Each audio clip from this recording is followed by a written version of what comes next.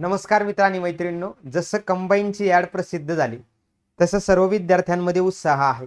आता आपल्या सर्वांनाच माहिती आहे की आपली जी परीक्षा आहे ती आपली परीक्षा तब्बल 552 जागांसाठी होणार आहे आणि रविवार दिनांक 14 जून 2026 रोजी होणार आहे.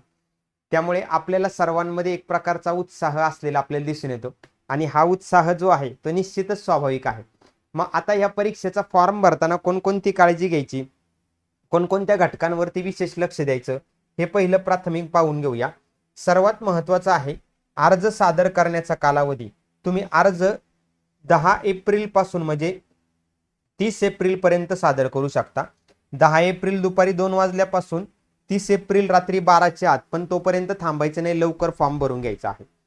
फॉर्म भरला 10 ते 30 एप्रिल मध्ये की ऑनलाईन पद्धतीने जर तुम्ही फी भरणार असाल तर 30 एप्रिल 26-12च्या आतच भरायची आहे रात्री. म्हणजे जो फॉर्मची लास्ट डेट आहे तीच ऑनलाईन पेमेंटची लास्ट डेट आहे. जर तुम्ही चलन काढून SBIच्या मार्फत पेमेंट करत असाल तर त्यासाठी तुम्हाला 2 दिवस एक्स्ट्रा आहेत.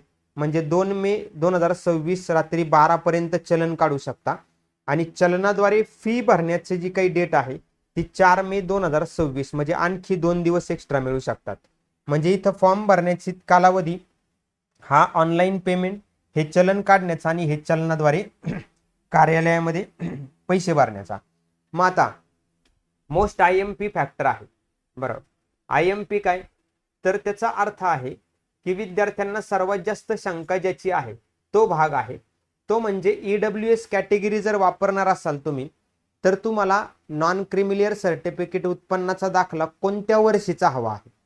सोप्या भाषेमध्ये EWS साठी उत्पन्नाचा दाखला 2025-26चा किंवा 26-27चा कोणताही चालेल. बरं, फक्त 30 एप्रिल 2026च्या आधीचा पाहिजे. म्हणजे सोप्या भाषेमध्ये फॉर्मची जी लास्ट डेट आहे त्या लास्ट डेटच्या आधीचा पाहिजे, त्याच्यानंतरची तुमची डेट नसावी. आणखी सोप्या भाषेमध्ये आपल्याला माहिती NCL उत्पन्नाचा दाखला 3 वर्षाचा निघतो. तर 3 वर्षाचा म्हणजे काय, या 30 एप्रिल 2026च्या आधीचा टाइम पिरियड त्याच्यामध्ये असला पाहिजे. दॅट्स इट, एवढंच फक्त आहे. म्हणजे 25-26 किंवा 26-27चा चालेल. 26-27चा कसा चालेल, कारण 1 एप्रिलला आपलं आर्थिक वर्ष सुरू होतं 31 मार्च पर्यंत. 1 एप्रिलला सुरू होतं म्हणजे 2026चं 1 एप्रिल आणि हे 2027चं. त्यामुळे इथं 30 एप्रिलच्या आधीच आहे ते, त्यामुळे चालेल हे 2026-27चं सुद्धा. असा आहे तो भाग. आता हे SCBCचं अजून मराठा आरक्षणाबाबत केस चालू आहे, ते अजून सॉर्ट आउट नाही झालेलं. कास्ट सर्टिफिकेट नॉन क्रिमिलियर तुम्हाला GR नुसार लागणारच आहे. मग नॉन क्रिमिलियर म्हणजे क्रिमिलियर मध्ये नाही हे प्रूव्ह करायसाठी सेम 2025-26 किंवा 26-27चं NCL म्हणजे नॉन क्रिमिलियर सर्टिफिकेट तुम्हाला लागणार आहे. सेम क्रायटेरिया त्या संदर्भात इथं डेटचा वापरलेला आपल्याला दिसून येतो. एज बाबतीत विचार केला तर वयाची जी काही गणना आहे ती 1 ऑगस्ट 2026ला होणार आहे.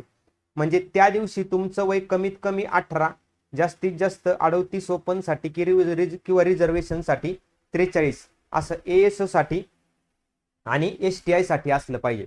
STI आणि ASO साठी समान आहे. पोलीस उपनिरीक्षक साठी मात्र कमीत कमी 19 वय असलं पाहिजे त्या दिवशी आणि ओपन साठी 31 आणि रिझर्व साठी 34 अशी एजची कट ऑफ डेट असलेली आपल्याला दिसून येते. जी कागदपत्र तुम्हाला सबमिट करायची आहे त्यामध्ये सर्वात महत्त्वाचं म्हणजे कास्ट सर्टिफिकेट आहे. आर्थिकदृष्ट्या दुर्बल असेल, उत्पन्नाचा दाखला आत्ताच सांगितलं 25-26 किंवा 26-27 या वर्षाचा चालेल. NCL सुद्धा 25-26, 26-27चं चालेल. PDF ची साईज 50 ते 500 KB सगळ्यांसाठी आहे. दिव्यांग, माजी सैनिक, खेळाडू जर असाल तर त्यानुसार तुम्हाला सर्टिफिकेट लागतील. अनाथ असाल तरी सुद्धा, आणि कुठल्याही प्रकारचं रिझर्वेशनच्या कॅटेगरीमध्ये फॉर्म भरत असाल तर तुम्हाला महाराष्ट्राचं डोमिसाईल सर्टिफिकेट असणं आवश्यक आहे. त्याशिवाय फॉर्म ऍक्सेप्ट होणार नाही.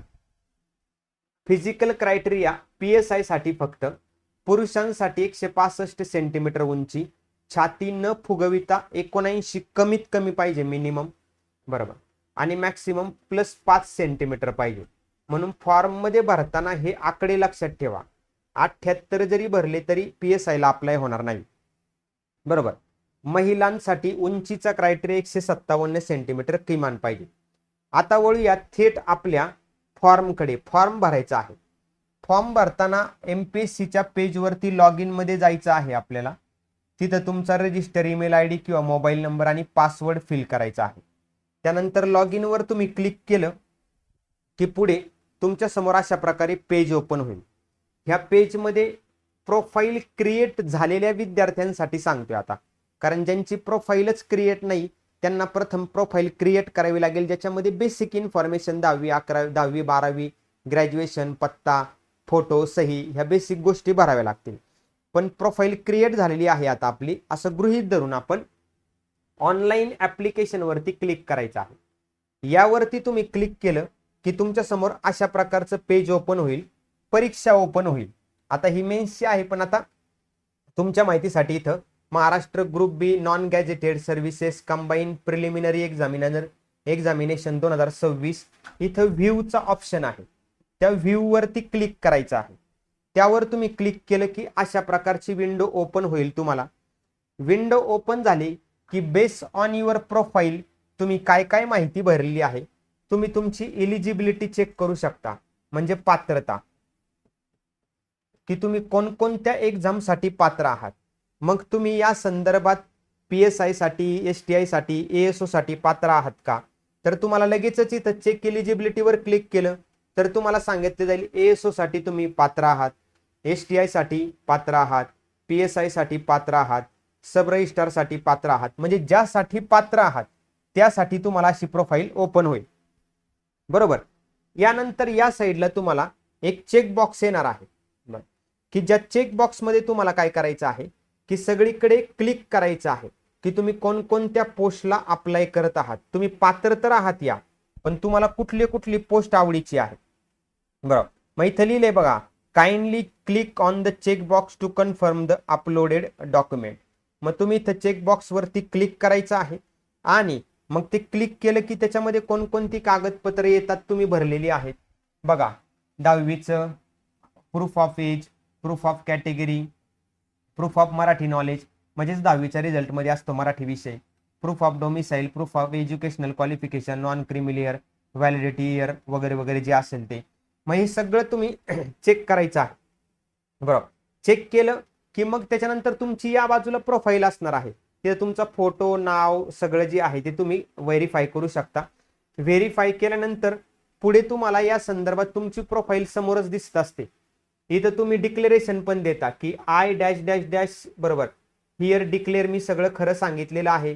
तारीख येते, 10 तारीख आली, पुणे ठिकाण टाकले, इथं तुमची सही दिसते, फोटो दिसतो. म्हणजे हे तुम्हाला कन्फर्म दिसतं सगळं की आपण कुठल्या प्रकारचा फॉर्म भरतो आहोत, काय काय भरत आहोत. मग त्यानंतर इथं सगळी माहिती पण येते की तुमची कास्ट कॅटेगरी, OBC, बरोबर, नॉन क्रिमिलियर मध्ये येतं का किंवा नाही, काय काय सगळ्या डिसॅबिलिटी आहेत का, कुठली केस तुमच्यावरती आहे का, वगैरे वगैरे सगळ्या गोष्टी तुम्ही भरल्या की भरल्या सगळ्या प्रोफाईल मध्ये ऑलरेडी असतात.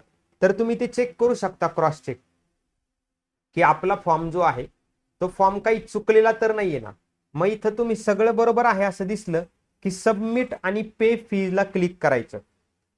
सबमिट आणि पे फी तिथं तुम्ही क्लिक केल्यानंतर, बरोबर, त्याच्या आधी अर्थातच एक कॉलम असतो की मेल फिमेल चेक करायचं. ते झालं की सबमिट आणि पे फी म्हटलं की तुम्हाला सिलेक्ट पेमेंट मोड येतो.